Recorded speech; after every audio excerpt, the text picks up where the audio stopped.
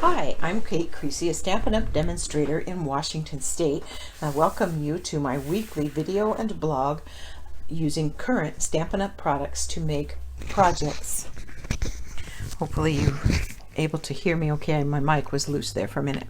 Okay, I am going to be making a holder for the mini cups.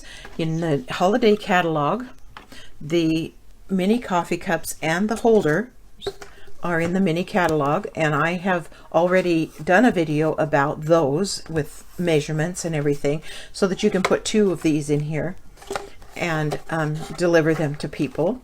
And I've created some little things to cover them with.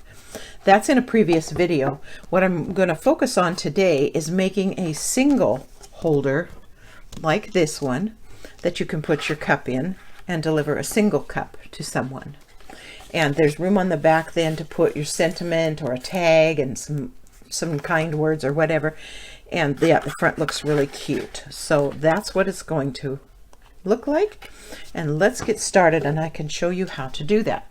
Now, first of all, I am using 12 by 12 cardstock.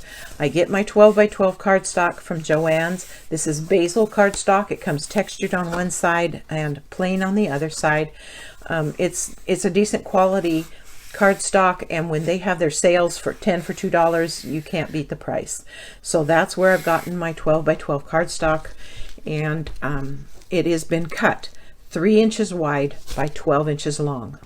Then I have scored it, and it is scored at 3/4, 3 3/4, 4 1/2, and 7 1/2. So that's 3/4, 3 3/4, 4 1/2, and 7 1/2. And then when it's all scored, you're going to put glue on this flap here. And I use when I'm making three-dimensional products, I always use Aleene's Quick Dry Tacky Glue, because I have been making three-dimensional projects for 20 years and have discovered that nothing holds better than glue. You can try all the tapes you want in the world, but eventually the tension on the product makes it come apart. And that's the last thing you want to have happen when you've sent a gift to someone. So you just fold that around and attach it to the back stand. And you can see how it looks right there. And that creates the holder. Oh, I should have told you how to do the let's get another piece and just show you how to do the hole that goes in it right here. In that very first panel, from this fold to this fold, there's a panel there. That's 3 by 3, that panel. If you're making this without a silhouette cutter, this design I have designed in my Silhouette Cameo cutter, and I have the SVG files available to those who request it.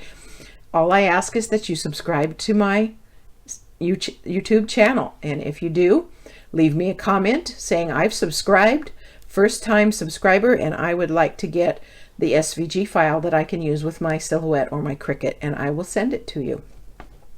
But for those who don't have those machines, here's how you can do it without them. So again, 3 by 12. This is the die from Layering Circles.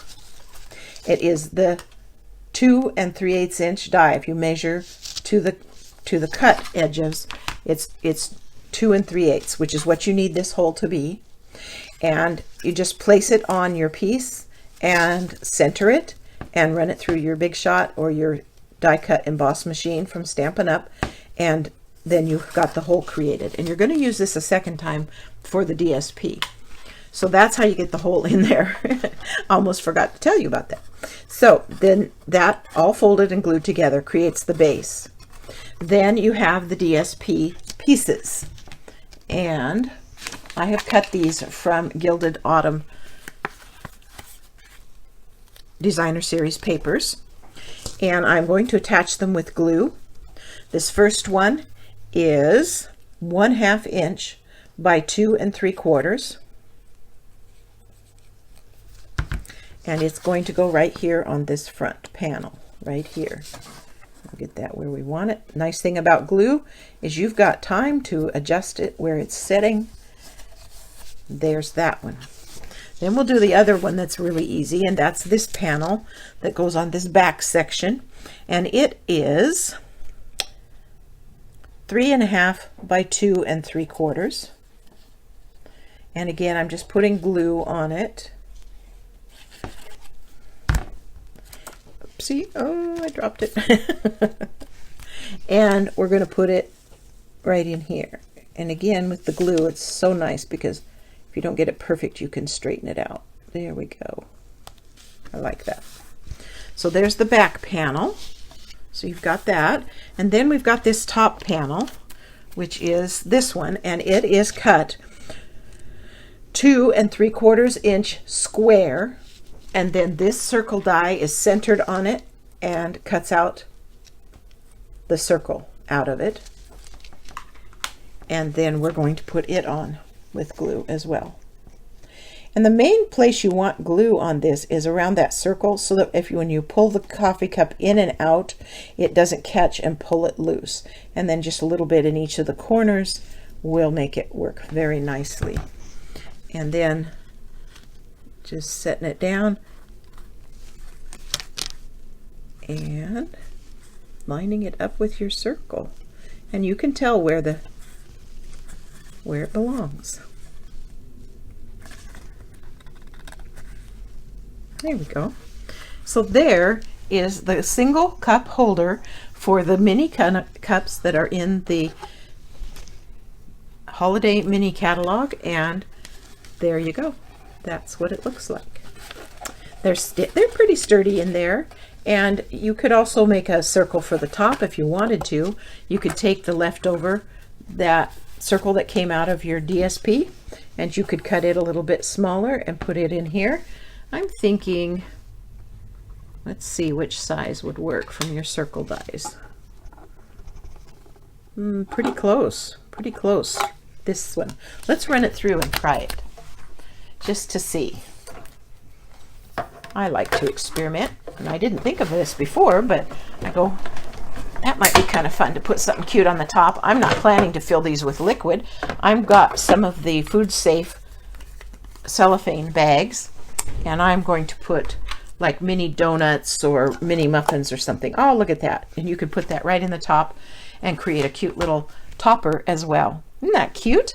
So there you have it. That's how I made it. Again, if you want the SVG file that you can use with your Cricut or your Silhouette or whatever cutting machine you have, you just subscribe to my blog as a first-time subscriber and request it with a comment, and I will send that off to you.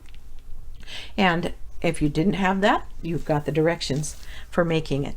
I'll put the measurements in the description below. Thanks for stopping by.